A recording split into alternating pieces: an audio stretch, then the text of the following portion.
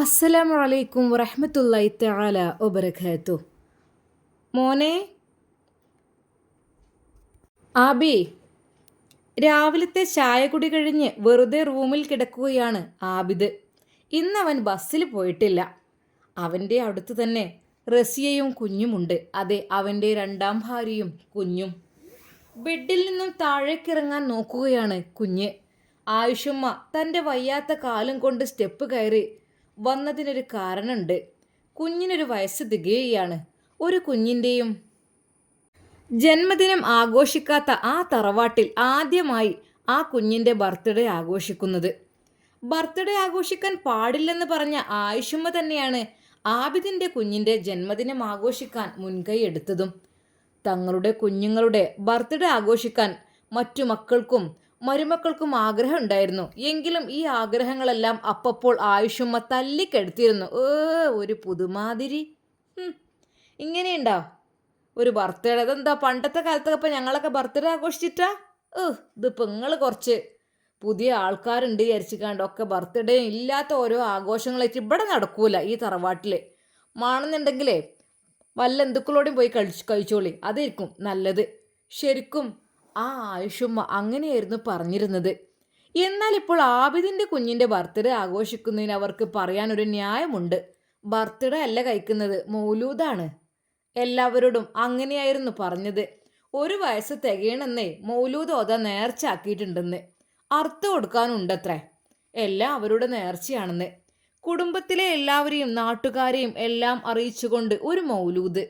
എല്ലാവരും കാണട്ടെ തൻ്റെ മകൻ്റെ കുഞ്ഞിനെ. ആദ്യത്തോളെ വെറുതെ രണ്ടാമത്തോളെ കൊണ്ട് ഞാൻ കെട്ടിച്ചത്. ആദ്യത്തോള് കുട്ടികളില്ലാതെ നിന്നിട്ടേ മച്ചിപ്പെണ്ണ് പോയതും നന്നായി. എന്നിട്ടിപ്പോളേ മൗലൂദിന് വേണ്ടി എല്ലാവരും വരണം. എനിക്കൊരു പേരക്കുട്ടി ഉണ്ടായിക്കാണ്. എൻ്റെ ആബിദിന് കുട്ടി ഉണ്ടായിക്കാണ്. ഉണ്ടാവില്ലാന്ന് വിചാരിച്ചതേനു. എത്ര എളുപ്പമുണ്ട് ഉണ്ടായപ്പോൾ. ഈ ആയുഷമ്മ അതുവരെ ചെയ്തതെല്ലാം ശരിയാണെന്ന് എല്ലാവരും ഒന്ന് മനസ്സിലാക്കട്ടെ. അതിനും വേണ്ടിയിട്ടാണ് ഇപ്പോൾ ഈ ഒരു മൗലൂദിന് എല്ലാവരും വിളിക്കണത്. ബർത്ത്ഡേ ആണ്, പേരിനതൊരു മൗലൂദാക്കി മാറ്റി. ആയിഷമ്മയെ കണ്ടതോടെ റസിയ ബെഡിൽ നിന്നും എഴുന്നേറ്റു നിന്ന് ബഹുമാനം കാണിച്ചു. താൻ വരുമ്പോൾ തന്നെ എല്ലാ മരുമക്കളും അങ്ങനെ തന്നെ ബഹുമാനിക്കണം, അതാണ് ആയിഷമ്മക്ക് ഇഷ്ടം. എന്നാൽ ഒന്ന് താന്നു കൂന്നു നിന്നാൽ മതി, അവരെ കുപ്പിയിലാക്കാമെന്ന് അവൾക്കറിയാം. ആ ബഹുമാനക്കൊന്നുണ്ട് അഭിനയിക്കുക. മറ്റു മരുമക്കൾക്ക് അറിയാതെ പോയ തന്ത്രം ഇവൾക്കറിയാമായിരുന്നു. ഉമ്മാൻ്റെ മുമ്പിൽ ഒന്നും അഭിനയിക്കുക. സ്നേഹം ഉണ്ടായിട്ടും ബഹുമാനം ഉണ്ടായിട്ടൊന്നല്ല, എന്നാലും ഓല കയ്യിലെടുക്കാനേ അതൊക്കെ തന്നെ നടക്കുള്ളൂ.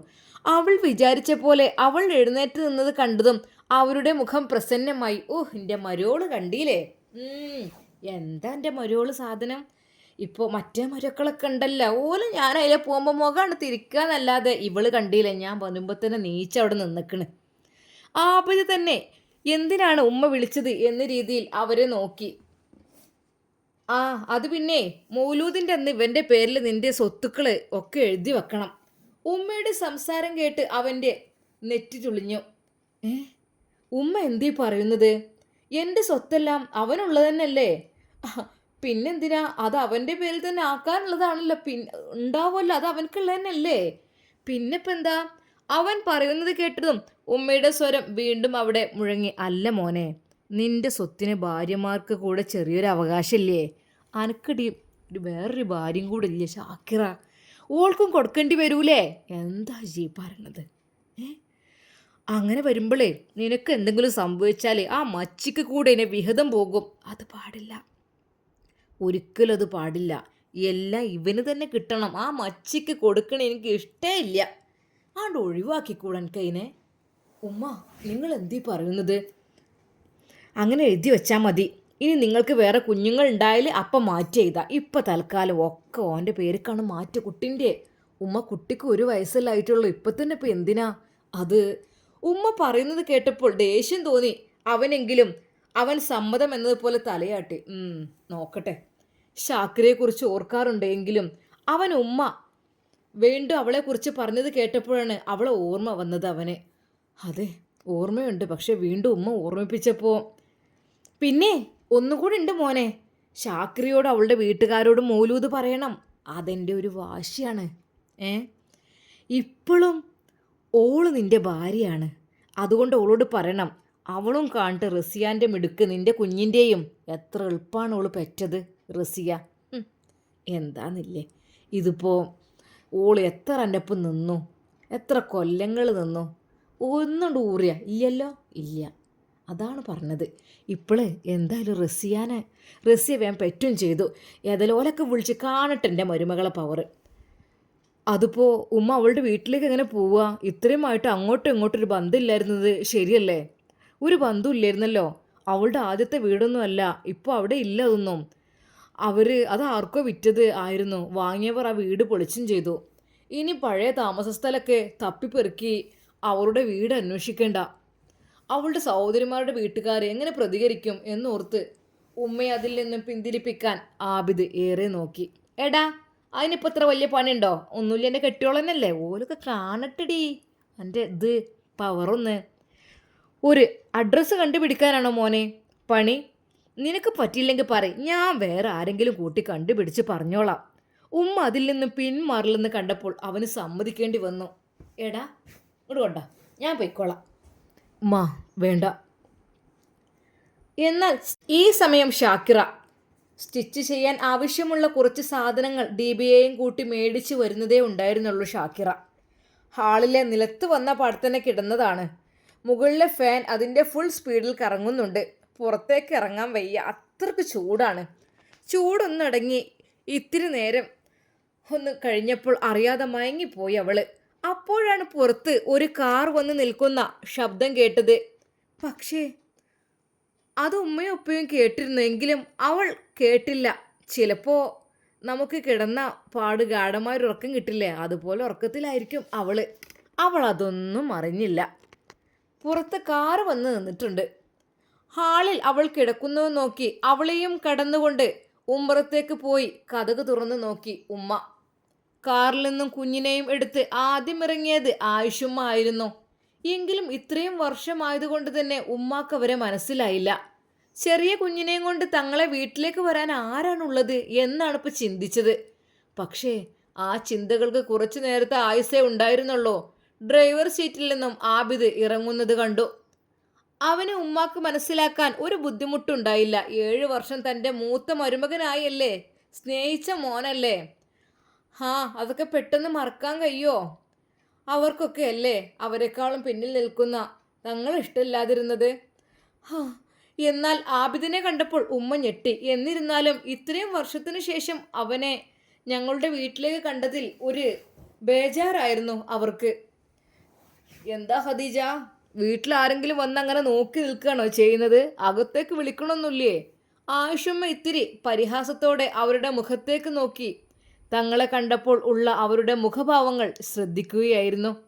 ആയിഷുമ്മക്ക് അവരുടെ അപ്പോഴത്തെ മുഖം കണ്ട് ഉള്ളിൽ സന്തോഷം കുമിഞ്ഞുകൂടി. താൻ എന്തിനു വന്നോ അത് നടന്നിരിക്കുന്നു. ഇനി ആ മച്ചിയുടെ മുഖം ഒന്ന് കാണണം. അവൾ ഈ കുഞ്ഞിനെ കണ്ട് ഹൃദയം പൊട്ടുന്നതും ഒന്ന് കാണണം.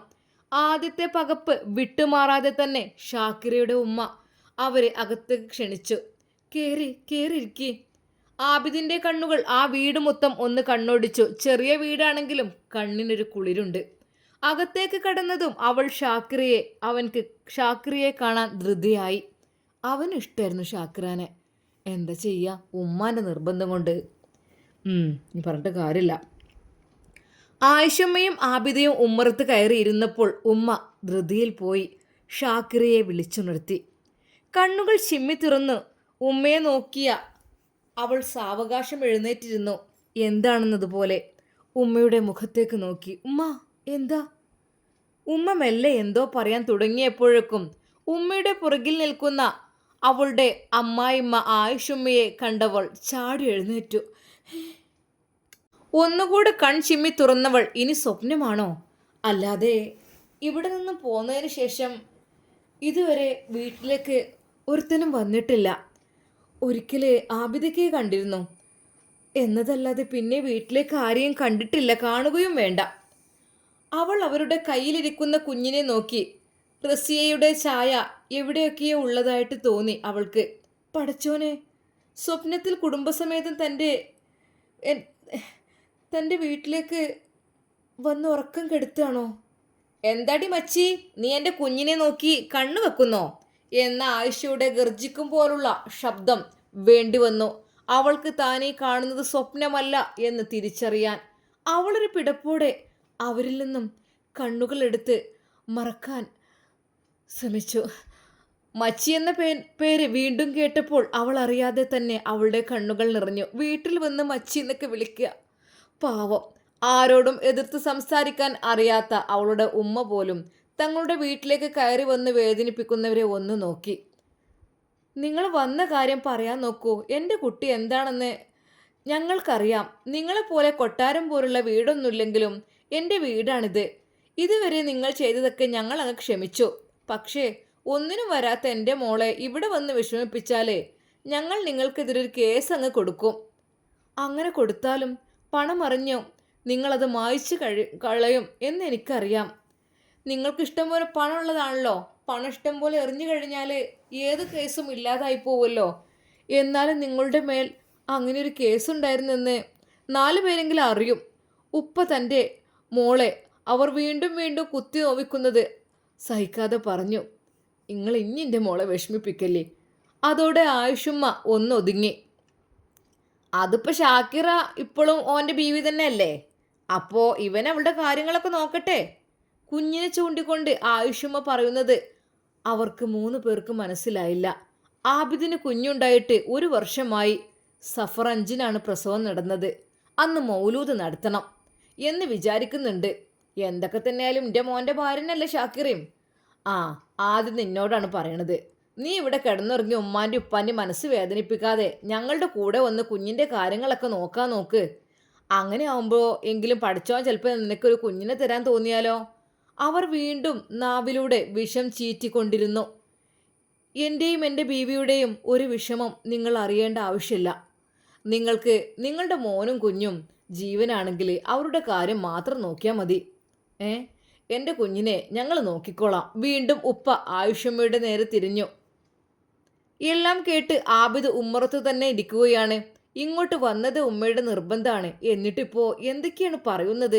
നല്ല രീതിയിൽ വിളിച്ചൂടെ? കൂടെ കൂട്ടാനാണെങ്കിൽ എന്ന് നന്നായിരുന്നു. അങ്ങനെയാണെങ്കിൽ വീണ്ടും തൻ്റെ തറവാട്ടിലേക്ക് തൻ്റെ വീട്ടിലേക്ക് വരുമെന്ന പ്രതീക്ഷയുണ്ടായിരുന്നു. ഇതിപ്പോൾ എന്തൊക്കെയാണ് പറയുന്നത്? കുഞ്ഞിനെ നോക്കാൻ വേണമെങ്കിൽ പോര്. ഉമ്മ എന്തിനാ ഇങ്ങനത്തെ വേണ്ടാത്ത വർത്താനൊക്കെ പറയണത്? അത് ഒരു കുടുംബത്തിൽ വന്നിട്ട് ഇങ്ങനെയൊക്കെയാണോ പറയുക? കുട്ടിനെയും പിടിച്ചിട്ട് പുതുവഴി തേടി പോയതാണെങ്കിലും അതിനൊന്നും പഴയതിൻ്റെ പൊലിമ ഇല്ലയെന്ന് അവനിപ്പോൾ മനസ്സിലാക്കി വരുന്നുണ്ട്. അതെ, പഴയത് ഷാക്കിറ നല്ലതായിരുന്നു. പക്ഷെ ആബിദ, അവളുടെ സ്വഭാവം എനിക്കിപ്പോഴും പിടികിട്ടിയിട്ടില്ല. എന്താന്ന്? പ്രസവം കഴിഞ്ഞു, അതൊക്കെയാണ്. ബാക്കി എന്തൊക്കെ? അവൻ തൻ്റെ പ്രതീക്ഷകളെ ഇല്ലാതാക്കുന്ന ഉമ്മയുടെ സംസാരം കേട്ട് ഇനിയൊരു മടങ്ങി വരവ് അവൾക്ക് തൻ്റെ ജീവിതത്തിൽ ഉണ്ടാകില്ല എന്ന് തോന്നി അവന്. ഇനിയൊരിക്കലും അവൾ വരുമല്ലോ. ഉമ്മ എന്തൊക്കെയാണ് പറയണത്? പറഞ്ഞു കഴിഞ്ഞെങ്കിൽ ഇങ്ങക്ക് പോകാം. ആദ്യമായി വീട്ടിൽ വന്ന അതിഥികളെ ഇറക്കി വിടുന്ന വേദനയോടെ പറഞ്ഞുകൊണ്ട് ഉപ്പ ഷാക്കിറിയോട് 1 ഗ്ലാസം വെള്ളം താ മോളെ എന്ന് പറഞ്ഞ്. അതുവരെ എല്ലാം കണ്ടും കേട്ടും സ്തംഭിച്ച് നിന്നിരുന്ന അവൾ തൻ്റെ നിറഞ്ഞു തൂവാതെ നിൽക്കുന്ന കണ്ണീർ തുടച്ചു നീക്കി അവൾ അടുക്കളയിലേക്ക് നീങ്ങി. പാവം ഷാക്കിറ, അവൾക്കൊന്നും പറയാനുണ്ടായിരുന്നില്ല. അമ്മായിമ്മ എന്തൊക്കെയോ മോശം സംസാരങ്ങൾ സംസാരിക്കുന്നു. കുഞ്ഞിനെ നോക്കാൻ വേലക്കാരിയായിട്ട് അങ്ങോട്ട് പോരേന്ന്.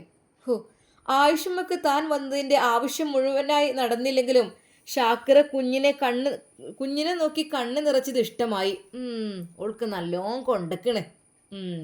അവൾ അറിയട്ടെ അവളെ താൻ മച്ചി എന്ന് വിളിക്കുന്നത് വെറുതെ അല്ലാന്ന്. അവർക്ക് വരുമ്പോൾ കുഞ്ഞിനെ ഷാക്കിറയെ കാണിക്കണം എന്ന് മാത്രമേ ഉണ്ടായിരുന്നുള്ളൂ. എന്നാൽ ഒരു പണിയുമില്ലാതെ അവൾ കിടന്നുറങ്ങുന്നത് കണ്ടപ്പോൾ ആ അമ്മായിമ്മ വീണ്ടും മനസ്സുണർന്നു. അവിടെ ആകുമ്പോൾ എല്ലാവരുടെയും വിഴുപ്പ് മുഴുവൻ അലക്കിയിരുന്നതാണ് ഓള്. ഓളിപ്പോൾ തടിച്ച് കൊഴുത്ത് വെളുത്ത് ഭംഗി വെച്ചിരിക്കണ്. കാര്യമായിട്ട് ഇവിടെ പണിയൊന്നുമില്ലല്ലോ. അവിടെ ഓൾക്ക് മുച്ചന്തി മോന്തിയാവോളം പണി തന്നെയായിരുന്നു. നല്ലോണം ഞാൻ പണി കൊടുത്തിട്ടുണ്ട്. തോട്ടുക്കും കനാലക്കും പറഞ്ഞയച്ചിട്ടും എല്ലാവരുടെ ഡ്രസ്സും അലക്കിപ്പിച്ചിട്ടും അടിച്ചൊരിയിട്ടും തുടപ്പിച്ചിട്ടും 1, 2, 3 വട്ടം ഞാൻ തുടക്കാൻ പറഞ്ഞു ഓളോട്. ഇപ്പം അതേ, ഇപ്പോൾ ഓൾക്ക് ഒരു പണിയില്ല. സുഖമായി ഇവിടെ ഇങ്ങനെ കിടക്കുകയാണ്. എന്താന്നില്ല, അങ്ങോട്ട് കൊണ്ടുപോകണം വേലക്കാരിയാക്കാൻ.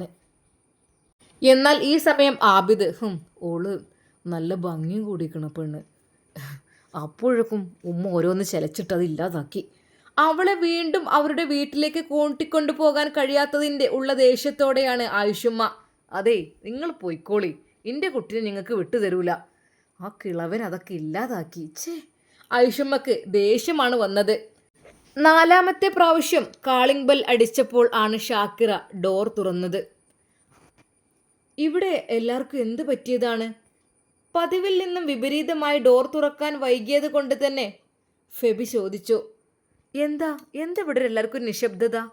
കുറച്ച് നിർബന്ധിച്ച് ചോദിച്ചപ്പോഴാണ് ഉമ്മ അവളോട് അവിടെ നിന്ന കാര്യങ്ങളൊക്കെ പറഞ്ഞത്. പൊന്നു മോളെ, വല്ലാത്തൊരു ഇടങ്ങാറ് തന്നെയാണ്. ഓല് വന്ന് എൻ്റെ കുട്ടിനെ വീണ്ടും മച്ചി മച്ചി മച്ചി എന്ന് പറഞ്ഞ് വിളിക്കുകയാണ്. ആ പെണ്ണാണെങ്കിൽ പാവം, അതൊക്കെ കേട്ട് മടുത്തു. കൊണ്ടാകാൻ നിൽക്കായിരുന്നു, അവിടുത്തെ കുട്ടിനെ വെക്കാനും വീട്ടുപണിക്കും പോരുമെന്ന് പറഞ്ഞിട്ട്. ബാപ്പ പറഞ്ഞു എൻ്റെ കുട്ടിനെ വിടൂലെന്ന് പറഞ്ഞു. അതിൽ ദേഷ്യം പിടിച്ചാൽ കിളവി പോയിക്കണത്. അത് കേട്ടപ്പോൾ ഫെബിയുടെ മുഖം ഇരുണ്ടോ. ആ തള്ളക്കും മോൻക്കും ഇത് എന്തിൻ്റെ കേടാ? ഇത്താത്ത എല്ലാം മറന്നു വരികയായിരുന്നു. ഫെബി തൻ്റെ ദേഷ്യം കൊണ്ട് ഉറക്കെ എന്തൊക്കെയോ പറഞ്ഞുകൊണ്ടിരുന്നു. തീരെ ഒരു ഉളുപ്പില്ലാതെ കയറി വന്നിക്കണല്ലോ ഇങ്ങോട്ട്. എങ്ങനെ ഇതൊക്കെ കണ്ടുപിടിച്ചത്? വീടൊക്കെ നമ്മളവിടെ വീട് വിറ്റ് പോകുന്നതും ഒക്കെ തള്ള അറിഞ്ഞിക്കണ തോന്നുന്നുണ്ട്. കുറച്ചു നേരം കഴിഞ്ഞതും റീമ അവളുടെ ഫോണിലേക്ക് മെസ്സേജ് അയച്ചത് പ്രകാരം വീഡിയോ കോൾ വിളിച്ചു. ഉമ്മയുടെയും ഉപ്പയുടെയും കുഞ്ഞിൻ്റെയും ഷാക്കിറയുടെയും എല്ലാം സംസാരത്തിന് ശേഷം ഫെബി അവരുടെ അടുത്തു നിന്നും മാറി സംസാരിച്ചു. സംസാരത്തിനൊടുവിൽ അവർ ഒരു തീരുമാനമെടുക്കുകയും ചെയ്തു. അതെ, ഇത്താത്തയുടെ കാര്യത്തിൽ. ആ തീരുമാനത്തിൻ്റെ ഭാഗമായി 4 ദിവസം കൂടെ കഴിഞ്ഞ് കുഞ്ഞിൻ്റെ ബർത്ത്ഡേ ഫംഗ്ഷൻ്റെ അന്ന് എല്ലാവരുടെയും മുന്നിൽ വെച്ച് ആബിദിൻ്റെ ഫോൺ ബെല്ലടിച്ചു. ഫെബിന കാളിംഗ് അവൻ ആ സ്ക്രീനിൽ എഴുതി കാണിച്ച പേരിലേക്കൊന്ന് നോക്കി. ഷാക്കിറയുടെ അനിയത്തി തന്നെ ഇപ്പോൾ വിളിക്കുന്നത് എന്തിനാ എന്നൊരു ചിന്തയോടെ അവൻ ആ കാൾ അറ്റൻഡ് ചെയ്തു. ഇത്താത്ത അവിടെ നിന്നും പോന്നിട്ട് 2 വർഷം ആകാനായില്ലേ? ഇനി ഞങ്ങൾക്ക് അവളുടെ മൊഴി ചൊല്ലിത്തരണം. പിന്നെ ഡൈവേഴ്സിനുള്ള കാര്യങ്ങളെല്ലാം ചെയ്യാൻ പോകുകയാണ്. ഫോൺ എടുത്തത് ഒന്നും ചോദിക്കാതെ തനിക്ക് പറയാനുള്ള കാര്യങ്ങൾ മാത്രം ഉപ്പയെ കൊണ്ട് പറയിപ്പിച്ച് ഫോൺ കട്ട് ചെയ്തു. ഫെബി. ആബിദ് ആ തിരക്കിനുള്ളിൽ എല്ലാവരും അവനെ നോക്കിയിരിക്കെ ഫോൺ കോൾ കട്ടായിട്ടും അതിലേക്ക് നോക്കിയിരുന്നു. ബർത്ത്ഡേ ദിവസമാണ് ആബിദിന് ഇങ്ങനെയൊരു സർപ്രൈസ് അവർ കൊടുത്തത്. അതെ, എൻ്റെ മകളെ മൊഴി ചൊല്ലിത്തരണം. അതെ, ഡൈവേഴ്സ് ആവശ്യപ്പെടുന്നു. എൻ്റെ മകളെ മോചിതമാക്കണം എന്ന ബാപ്പയുടെ വാക്ക് എന്ന് ശരിക്കും ആബിദിനെ ഞെട്ടിച്ചു കളഞ്ഞു. കാരണം ആബിദിന് ഷാക്കിറയെ എപ്പോഴും ഇഷ്ടമായിരുന്നു. ഒരു കാലത്ത് ഉപദ്രവിച്ചിരുന്നു, ശരിയാണ്, ഒരു കുഞ്ഞുണ്ടായി. പക്ഷേ ഇപ്പോൾ ഷാക്കിറയുടെ ആ ശരീരം കണ്ടിട്ട്, അവളുടെ മനോഹരമായ മുഖം കണ്ടിട്ട് എത്ര നല്ലൊരു പെണ്ണായിരുന്നു അതെന്ന് എനിക്ക് തോന്നിപ്പോവാണ്. ഡൈവേഴ്സോ? ഞാൻ അവളെ ഒഴിവാക്കേ? ശരിക്കും അവൻ എന്ത് ചെയ്യണമെന്നറിയാത്ത അവസ്ഥയായിപ്പോയി. അതെ, ആബിദ് ശരിക്കും ഞെട്ടിയിരിക്കുകയാണ്. തനിക്കിഷ്ടമാണ് ഷാക്കിറയെ ഒത്തിരി. പക്ഷേ ഉമ്മാൻ്റെ പണിയാണ് ഇതൊക്കെ. ഉമ്മയുടെ നിർബന്ധത്തിനാണ് ഇതൊക്കെ ചെയ്തത്. ഇപ്പോൾ വീട്ടിൽ നല്ല ഫങ്ഷനും കാര്യം അതും നടക്കുകയാണ്. പക്ഷെ റസിയ കുഴപ്പം ആണെന്നല്ല, ഷാക്കിറയായിരുന്നു ഒന്നുകൂടെ നല്ലത് എന്ന് തോന്നുകയാണ് അവനക്ക്. എത്ര എളുപ്പം കൊണ്ടാണ് കല്യാണം കഴിയലും വയറ്റിലുണ്ടാവലും ഗർഭിണിയായാലും പ്രസവം ഒക്കെ കഴിഞ്ഞത്. എനിക്കിപ്പോൾ മക്കളില്ലാച്ചിട്ട് അത്ര വലിയ പ്രശ്നമൊന്നുമില്ലായിരുന്നു. ഉമ്മാക്കാണ് വലിയ ഇടങ്ങാറ്. ഇപ്പോൾ ഒക്കെ ഇല്ലാതാക്കി. ഇനിയിപ്പോൾ അവളെ ഡൈവേഴ്സ് ചെയ്യാന്നൊക്കെ പറഞ്ഞു. ഇനി എനിക്ക് അവളെ കാണാനും പറ്റൂല. എനിക്ക് അവളെ സത്യം പറഞ്ഞാൽ ഓളെ കൂടെ ജീവിച്ചിട്ട് കൊതി തീർന്നിട്ടില്ല. അവളുടേത് വേറൊരു സുഖമാണ്. ഇവളങ്ങനെയല്ല.